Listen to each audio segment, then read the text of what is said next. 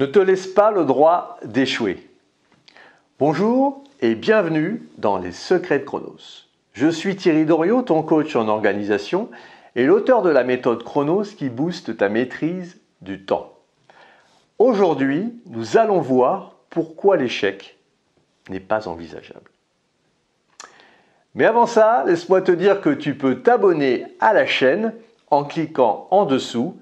Tu peux également recevoir toutes les vidéos directement dans ta boîte mail.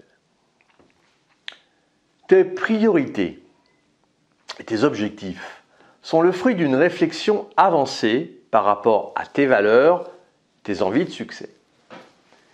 Il n'est pas rare de voir des personnes qui s'engagent un bout de temps sur leur projet et puis décident à un moment d'abandonner.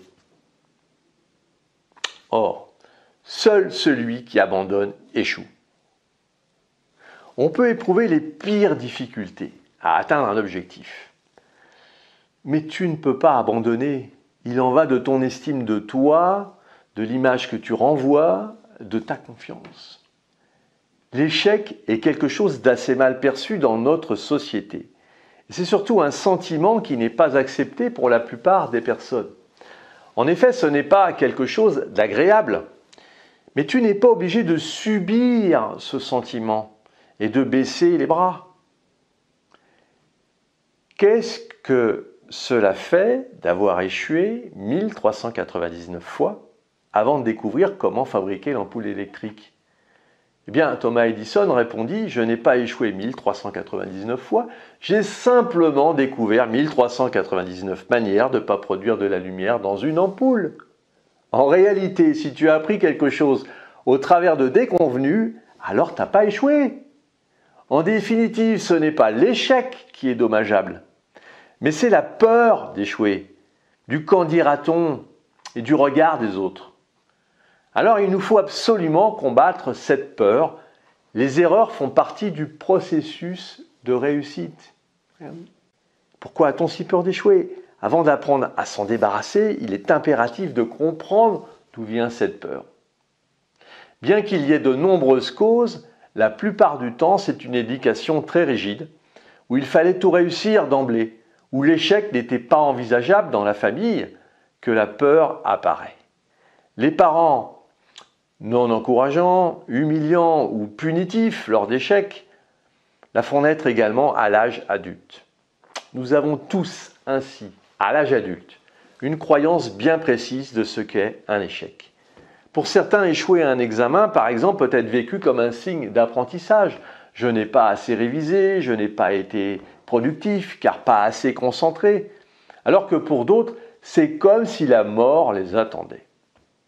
Tout dépend donc de notre système de valeurs et de croyances. Il serait donc temps que l'échec devienne pour toi un ami et non plus un ennemi, ton professeur et non ton bourreau. L'échec, c'est tout simplement le fait de ne pas avoir atteint son objectif, ne pas avoir obtenu le résultat espéré.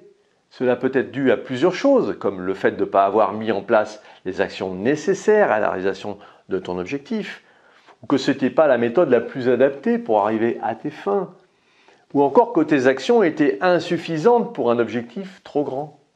Cela ne signifie pas que tu as totalement échoué, seulement que tu vas devoir recommencer en utilisant d'autres moyens pour arriver à tes fins. Ton temps doit être utilisé pour servir tes intérêts, ceux qui te permettent de faire un pas de plus vers ta liberté. Comment traites-tu un objet inatteignable ? Dis-le-moi en commentaire. Si tu as apprécié cette vidéo et puis tu penses qu'elle pourrait aider d'autres personnes, mets un pouce bleu et partage ce contenu. Pour te focaliser sur tes actions, il est nécessaire de prendre du recul.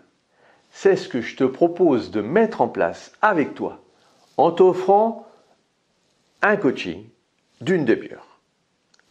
Si tu en as ras-le-bol d'être toujours dans l'urgence, nous pouvons travailler sur ton organisation et ta gestion du temps. Définissons ensemble les prochaines actions à mener. Si tu veux aller plus loin dans la gestion de ton temps, et pour te remercier d'avoir suivi cette vidéo, j'ai mis à ta disposition un challenge, défi de 5 jours pour mieux gérer ton agenda. Et puis tu peux me retrouver sur le site internet www.lessecretsdechronos.com. À très vite!